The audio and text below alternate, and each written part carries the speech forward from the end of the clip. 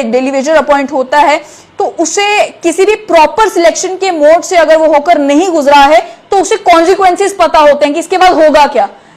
Hello नमस्कार साथियों, आप सभी का स्वागत है हमारे YouTube चैनल जेके ऑल अलर्ट्स पर। एक और बड़ा अपडेट लेके आया हूँ मैं डेली वेजर्स भाइयों के लिए। वीडियो को शुरू करने से पहले मैं आपको बता दूं कि अगर आप हमारे चैनल पर नए हैं तो please subscribe and notification bell button को क्लिक कर दें। चलो आज की वीडियो हम स्टार्ट करते हैं। जैसे कि आप जानते हो कि डेली वेजर लगातार प्रोटेस्ट कर रहे हैं। उनकी एक ही डिमांड है,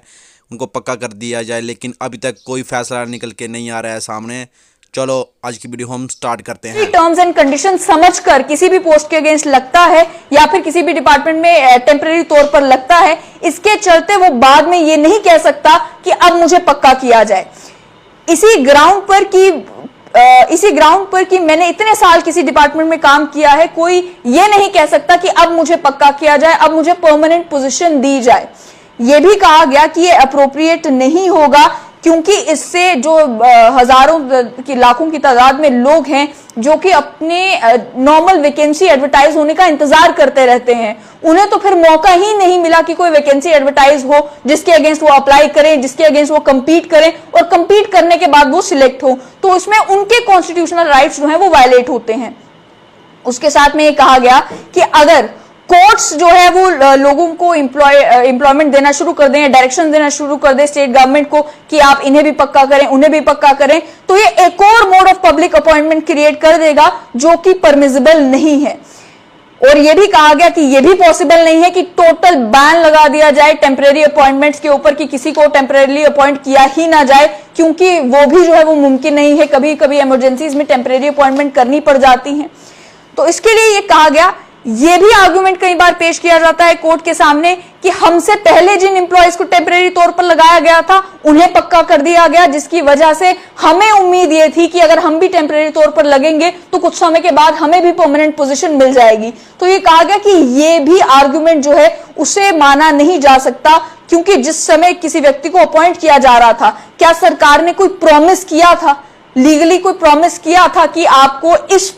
समय के बाद जो है पक्का कर दिया जाएगा, इतने साल अगर आप सर्विस करेंगे तो आपको पक्का कर दिया जाएगा। जब वो अगर प्रॉमिस नहीं किया था तो आप कुछ समय के बाद केवल ये एक्सपेक्टेशन रखकर कि हमसे पहले भी कुछ लोगों को रेगुलराइज किया गया था, आप भी ये एक्सपेक्टेशन नहीं रख सकते कि आपको भी रेगुलराइज किया जाएगा।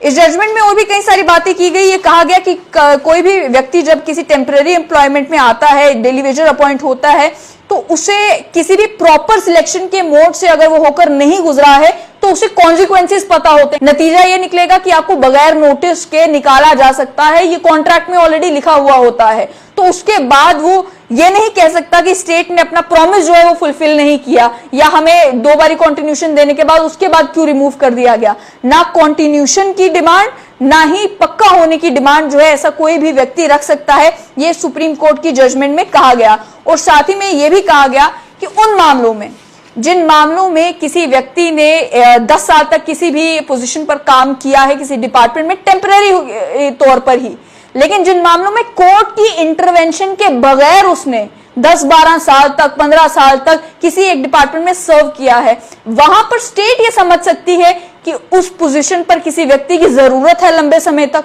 तभी टेम्परेरी तौर पर ही सही, लेकिन किसी को इतने लंबे समय तक वहां पर लगाकर रखा गया है। ऐसे में पोस्ट क्रिएट करना सरकार का काम है। सरकार पोस्ट क्रिएट कर सकती है और उस व्यक्ति को पक्का अगर करना चाहे तो कर सकती है, लेकिन उन्हीं मामलों में, जिन मामलों में सरकार को ये लगता है कि यहां पर हमें किसी व्यक्ति की जरूरत है, जरूरत के लिए हमें जिन नॉर्मल मोड से कोई व्यक्ति नहीं मिल पा रहा, हमने एप्लीकेशन भी कॉल की लेकिन कोई व्यक्ति नहीं आ रहा, हमने जो है वैकेंसीज एडवर्टाइज की लेकिन नॉर्मल मोड से कोई भी अपॉइंट होने के लिए तैयार नहीं है, तब जाकर सरकार जो है जब बाकी सारे तरीके अपना लेती है तो सरकार ये सोच सकती है कि यहाँ पर कॉन्ट्रैक्चुअल ही अगर मैंने किसी को टेम्परेरी बेसिस पर किसी को लगाया है या डेली वेजर किसी को लगाया है तो इन्हें जो है पक्का किया जा सकता है।